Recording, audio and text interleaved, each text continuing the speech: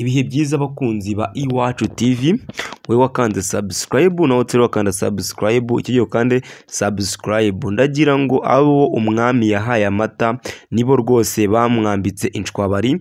Ndagira ngo hano kuri screen niyori turimo kureba uwo bita Turahirwa Moses. Ubu ngubu akaba yamaze gutabwa muri yombi rwose, aho bamupimyemo ibiyobyabwenge bagasanga rwose biri ku kigero cya 338 rwose, ngo uyu mugabo ngo yanyweye umugi ku rwego utakiyumvisha. Rero reka dutangire twiyumvire ibyo Motion yaba yarakoze bikaba bigiye gutuma ajya muri yombi. Ikigaragara cyo uyu Motion yatangiye ngo kunywa ibiyobyabwenge, yatangiye ngo kubinywera hanze, yatangiye kubinywera hanze ngo biremewe. Icyo gihe ntabwo ari ubwa mbere Motion aguye muri ino case rega. Iyi case y'ibiyobyabwenge 2023 Motion ngo yigeze gusanganywa urumogi mu ishati, yamba mu ishati yarafite nshyashya. Icyo gihe baramufunze ndetse ajya kuburana, yireguza avuga yuko mu Butaliyani ariho yanywereye ubwo rumogi, kandi ngo kunywa urumogi mu Butaliyani ngo yarunyweraga ngo byari byemewe.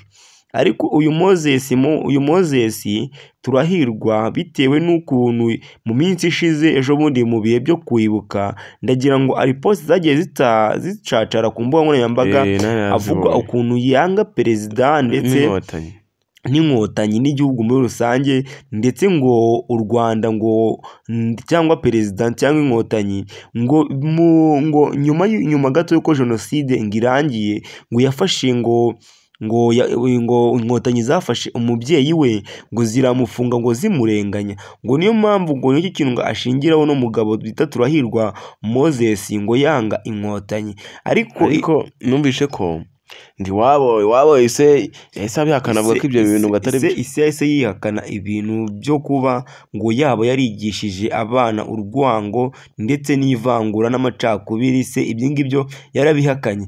Nuko rero uwo bita Murangira Bitieri akomeje, ubwo ni umuvugizi wa RIB, akomeje kuvuga yuko ibi ngibi Moses yabikoreshejwe n'itabi yanywaga ndetse ry'urumogi ndetse ari ryo ryamubase rikomeje kugenda rituma agaragara nabi. Ndetse uyu mugabo si n'ibyo ngibyo bikorwa gusa, ariko buriya ari abagabo bakora ibintu bakagira ngo igihugu ni icyabo ndetse bakigaragambya. Uyu Motion yadukanye ikintu bita ubutinganyi mu gihugu. Ndagira ngo aya makuru urayazi 100%. Aya makuru nanjye nyazi, yaje yadukanye ibintu by'ubutinganyi mu gihugu, baramureka nk'aho ibyo bidahagije ashaka kujya noneho no gusenya inkotanyi bro.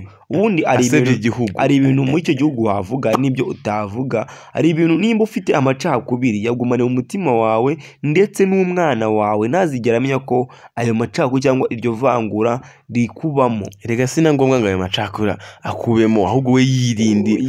Ubundi cyiza nuko wayirinda, mu gihe kuyirinda byakunaniye gumana ayo macakubiri yawe, ureke gushaka kuyashyira mu bandi bantu cyangwa mu bana bawe. Nimba n'ibiyobyabwenge muba mwanyweye bikabongoza, icyiza nuko byajya bibongoreza ahandi, bishobora kukongoza wibera umutinganyi nk'uko byari bisanzwe, bikakongoza winywera amayoga, bikakongoza wigurira indaya, ariko ntibikakongoze ushaka gusa nk'uwataka igihugu cy'u Rwanda, u Rwanda rwacu, u Rwanda dukunda, u Rwanda rw'abanyarwanda. Wowe urinde uza guhangara igihugu.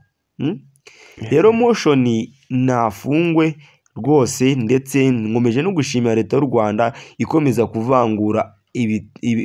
kuvangura abantu batari bazima igasiga abazima, ndetse n'abandi bashobora kuba bitwara nabo. Rega barahari, si Motion gusa, barahari n'abandi. Ariko jewe amakuru n'abafite numvishe ko nuko Motion icyaha ari gukekwaho n'ikimufata agomba gukatirwa hagati y'umwaka umwe n'imyaka 2. Ayo makuru aba yumvishe.